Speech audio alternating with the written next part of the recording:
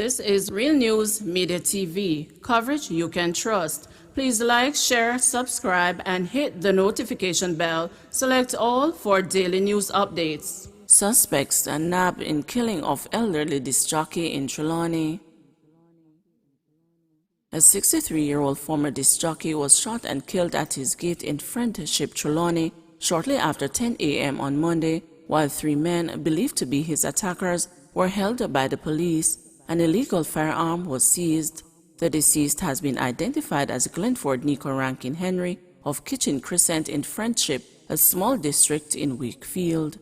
According to reports, Henry's son got involved in a heated argument with 3 men who accused him of being an informant. Shortly after, Henry was standing outside his gate when the men, who reportedly reside in proximity to his home, approached him. One of the men brandished a handgun and opened fire. Henry was hit several times. His son, who was standing close by, also came under attack but fled. Residents and relatives gathered outside Henry's house expressed outrage at the brutal killing. Them kill the big man for nothing. All of we there so, a one big family. And because them take up them scamming and a bringing them gunman friend in the community, them a brand Nico Rankin and him son said them a informer, a resident said. Superintendent Carlos Russell, commander of the Trelawney Police Division, said that law enforcers acted swiftly in apprehending the suspects and confiscated a .45 pistol, which is believed to be the murder weapon. This is a very unfortunate situation where an elderly man who attempted to quell a dispute between his son and neighbors ended up being shot to death, said Russell. Russell said that the police were studying information that the men behind the shooting may be involved in the lottery scam. Police impose a 48-hour curfew in Nagahead, Portmore. The police have imposed a 48-hour curfew in sections of Nagahead, Portmore, St. Catherine. The curfew took effect at 6 p.m. Monday and will remain in effect until 6 p.m. on Wednesday, July 14. It is part of the response to mounting concerns about violence in the community. The police say during the hours of the curfew, all persons within the boundaries are required to remain within their premises unless authorized in writing by the ground commander. The curfew boundaries are as follows. North along Dark Lane from the intersection with Newland Main Road to the western boundary, an imaginary line that runs through West Bank. East along the Newland Main Road from the intersection of Nagahead Drive to the intersection of Dark Lane, the land beside the Portmore Evangelistic Center. South along Nagahead Drive from the intersection of West Bank to the intersection of the Newland Main Road, and west along an imaginary line from Dark Lane running through West Bank to Nagahead Drive. Suspect detained following shooting of 7-month-old in West Kingston. The police have detained a man they suspect was involved in Sunday night's shooting of a child on Sunlight Street in the Kingston West Police Division. A firearm was seized during the operation. The 7-month-old baby girl who was shot in the head is in serious condition in hospital. Residents reported hearing explosions shortly after 11 o'clock. The baby was later found with a bullet wound. It is not clear what led to the shooting. Senior Superintendent Stephanie Lindsay, head of the Jamaica Constabulary Forces Corporate Communications Unit, said the police are still processing the scene. Faulty phone linked to tardy response to Spanish Town blaze. A senior official of the Jamaica Fire Brigade has confirmed that the phone line at the Spanish Town Fire Station in St. Catherine is out of service and has admitted that losses caused by Saturday's fire on Brunswick Avenue could have been prevented if fire personnel had received a call. About 3 a.m., smoke was seen coming from a board and concrete structure that housed a furniture establishment, 2 barber shops, a grocery shop, and a machine shop. The shop operators told the news that they had to call the Linstead Fire Station to contact the firefighters at the Spanish Town Station. Superintendent Patrick Gooden, district officer for the Jamaica Fire Brigade in St. Catherine, said the phone line has been out of operation since July 4 and he had notified the communication department.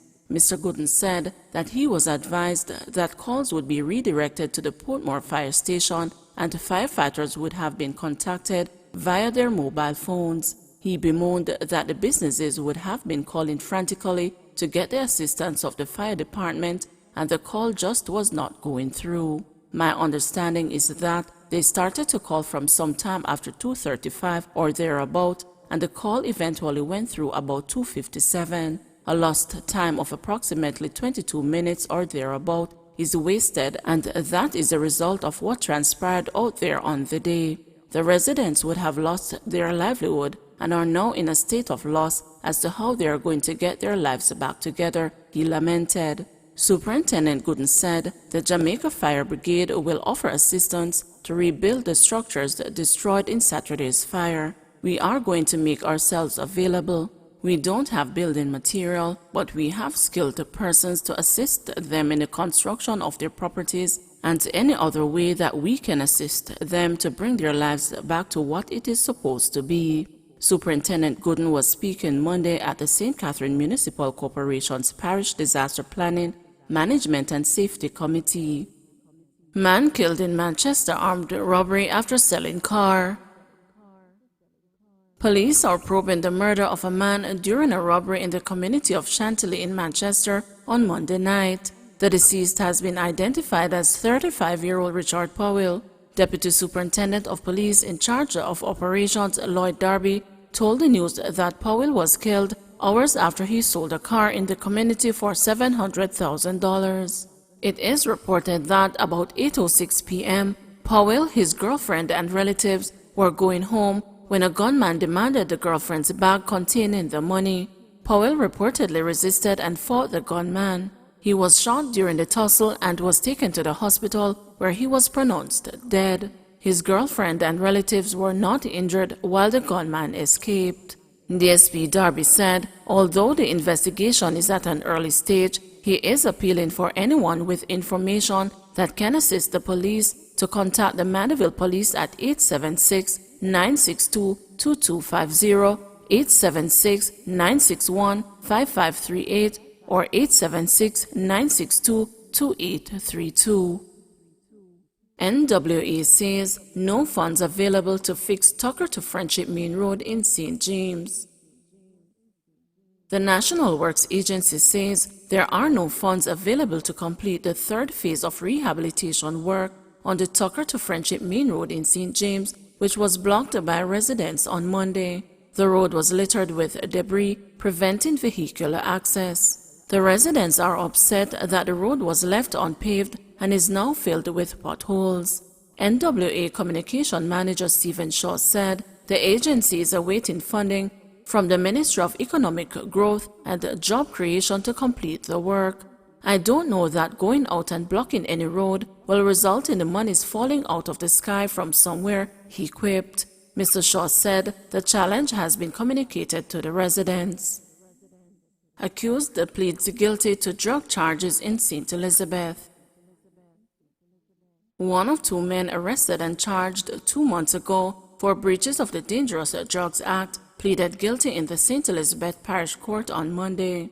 Rasheen Simpson pleaded guilty to the charges of possession of, dealing in and trafficking ganja. He is to be sentenced on September 14. The other man was freed after the prosecutor offered no evidence. The men were arrested on April 30 after a vehicle in which they were traveling was searched and 200 pounds of ganja found.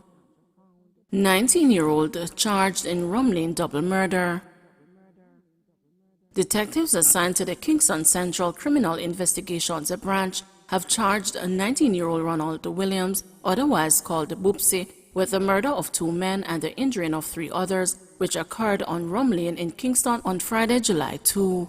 Williams, who is from Somerset Avenue, Kingston 16, was charged with 2 counts of murder, 3 counts of shooting with intent, and illegal possession of firearm and ammunition. The charges stem from the double murder of 29-year-old Oshoy Watson, a chef of White Plate Meadows in Spanish Town, St. Catherine, and 25-year-old Ian Reed of Cloverly Road, Kingston. Reports from the Kingston Central Police are that the men were sitting along the roadway about 1:40 p.m. when Williams and another man armed with firearms approached and fired several shots at them. The police were summoned and they were taken to the hospital where Watson and Reed were pronounced dead and the other 3 men admitted for treatment. PEP results being released this week.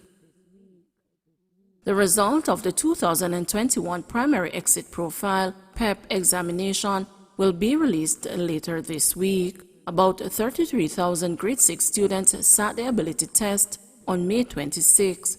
Only one test was administered due to the disruption caused by the COVID-19 pandemic. In a statement Tuesday, the Ministry of Education said an online portal has been created to allow parents as well as institutions access to the PEP results. The online portal is in addition to the usual methods available for accessing students' scores and placement. Police probe fatal shooting of a man in front of his 5-year-old son. The St. Andrew South Police are probing the fatal shooting of a man in front of his 5-year-old son. The incident happened on the weekend on Burke Road. Investigators reported that 24-year-old Romario Francis was standing with his son near his gate when a car drove up. 2 men alighted the vehicle and shot Mr. Francis several times, killing him on the spot. His son was not injured. Investigators say 16 spent shells were found at the scene. Please remember to like, share, subscribe, and hit the notification bell. Select all for daily news updates.